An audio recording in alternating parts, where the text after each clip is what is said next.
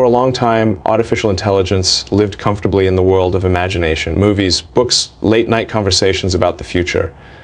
We talked about it like something distant, something our kids or grandkids might deal with. But that phase is over. What was once science fiction has quietly crossed the line into strategy, not theory, not hype, reality. When people hear that an AI system is entering military networks, they picture machines making dramatic decisions on their own.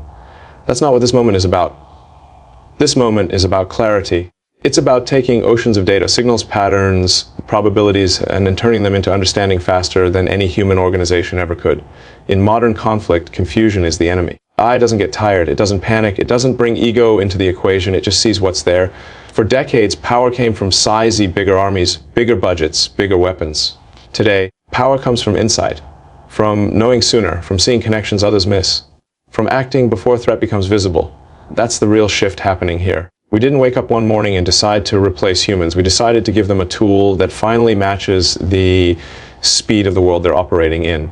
And let's be honest, this didn't happen overnight. This was inevitable. The moment information started moving faster than human decision cycles, the old systems were on borrowed time. The choice was never whether AI would be used. The choice was whether it would be built responsibly, transparently, and with humans still firmly in the loop. This is what it looks like when the future stops asking for permission and starts demanding leadership. Once you accept that we've crossed into a world where information moves at near light speed, one truth becomes unavoidable. Speed is no longer an advantage, it's the foundation of power. The pace of reality has accelerated, but our traditional decision-making systems haven't kept up. In critical moments, delays don't just cost time, they change outcomes. Modern defense isn't about reacting anymore. Reaction is already too late. The difference between stability and chaos can come down to minutes, sometimes seconds. Signals flooding from everywhere, satellites, sensors, cyber activity, open source data, and no human team, no matter how talented, can absorb all of it fast enough. That gap between data and decision is where risk lies. AI closes that gap, not by replacing people, but by compressing time itself. It filters noise from meaning.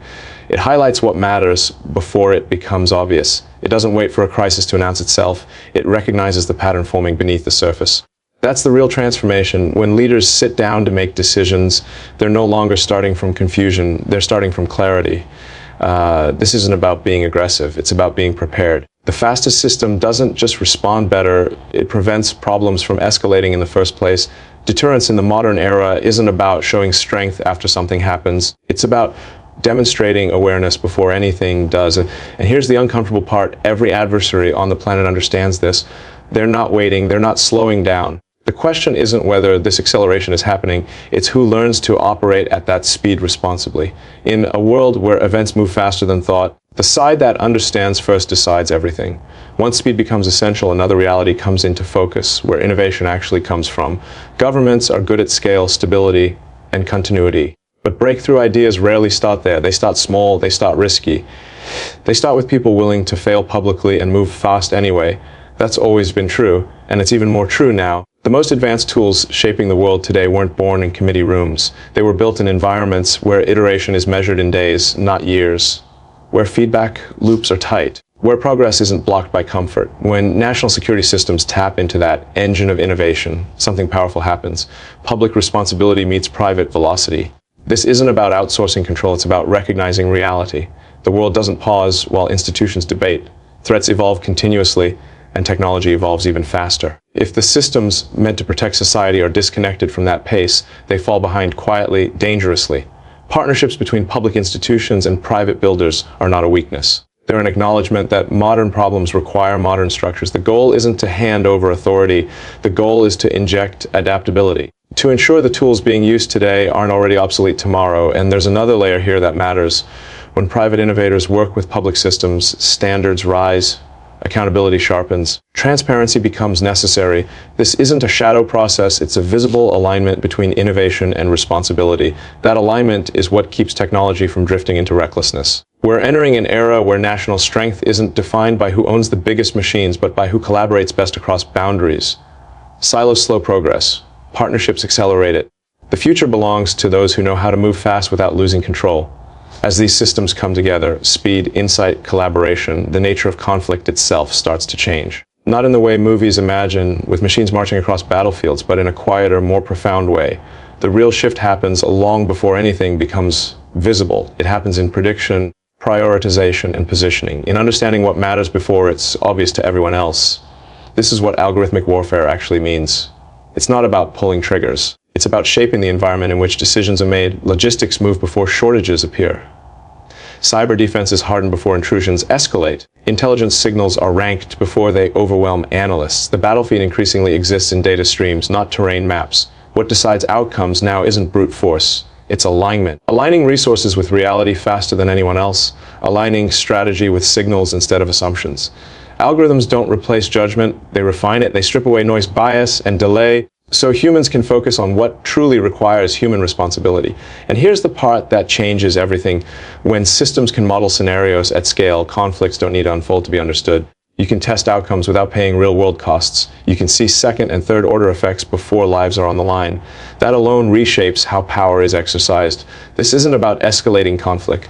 In many ways, it's the opposite. When awareness improves, miscalculation decreases. When uncertainty shrinks, panic loses its grip. The most dangerous moments in history came from not knowing, from acting blind, from reacting too late. We're moving into an era where wars may be decided by preparation, not destruction, by foresight, not firepower, by understanding systems before they collapse. The first battle is no longer fought on the ground, it's fought in the model. Now, with all of this power on the table, there's a question that can't be dodged. It's the one people feel before they even know how to phrase it. If AI becomes this capable, this influential, who's actually responsible? Technology doesn't remove accountability, it concentrates it.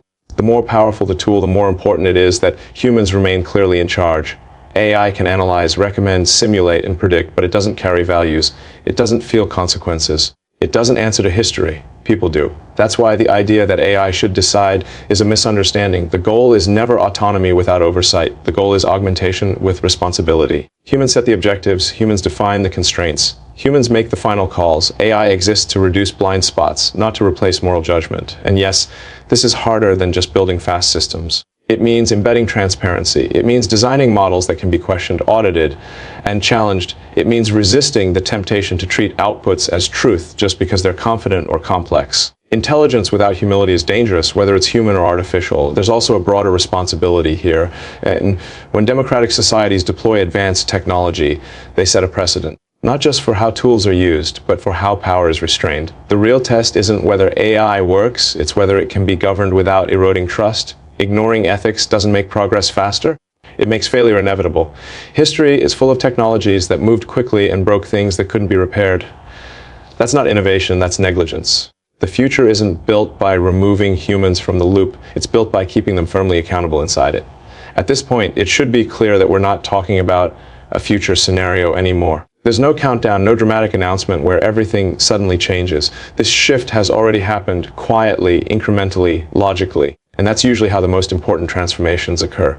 Not with noise, but with inevitability. For years, people asked whether AI would eventually reshape defense, security, and global power. That question made sense back when the technology was immature. Today, it's outdated. The systems exist, the data exists, the need exists. What's changing now is acceptance. The moment when institutions stop experimenting and start integrating.